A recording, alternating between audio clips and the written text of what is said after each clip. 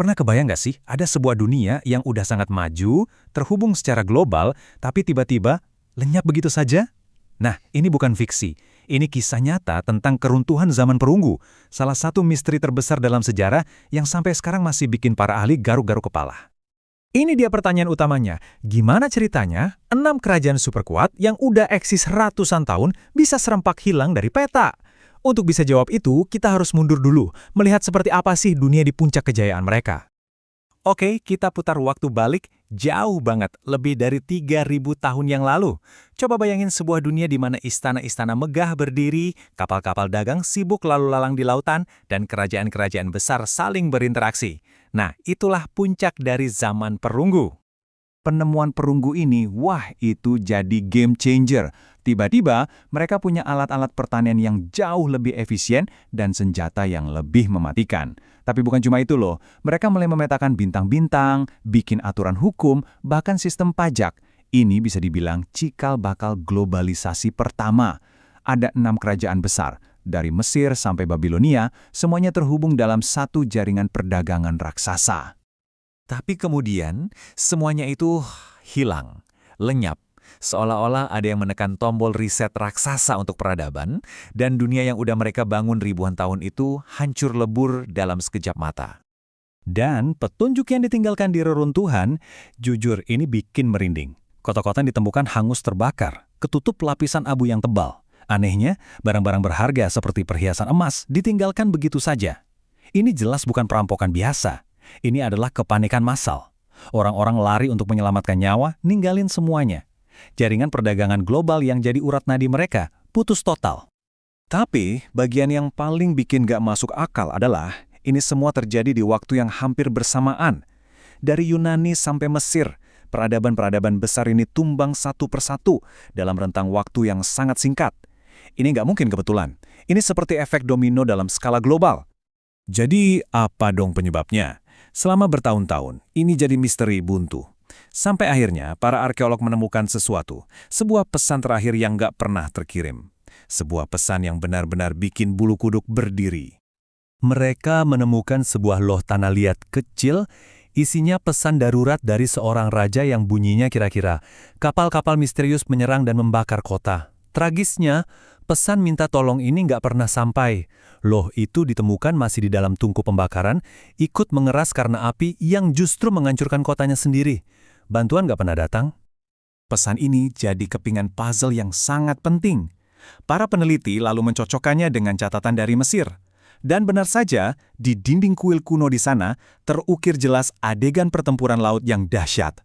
Musuhnya, sekelompok penyerbu misterius yang datang dari lautan. Orang Mesir kuno punya nama untuk mereka, bangsa laut. Akhirnya, bangsa laut ini sampai juga ke Mesir, benteng besar terakhir yang masih berdiri. Mesir berhasil memukul mundur mereka dalam pertempuran yang luar biasa berdarah. Mereka menang, tapi ini kemenangan yang sangat mahal. Ibaratnya, kamu menang berkelahi, tapi rumahmu hancur berantakan. Itulah yang terjadi pada Mesir. Mereka selamat dari invasi, tapi justru dari situlah awal dari keruntuhan perlahan mereka sendiri dimulai. Nah, ini membawa kita ke pertanyaan terbesar berikutnya. Siapa sih sebenarnya bangsa laut ini? Siapa para penyerbu hantu yang menghancurkan satu persatu peradaban maju ini?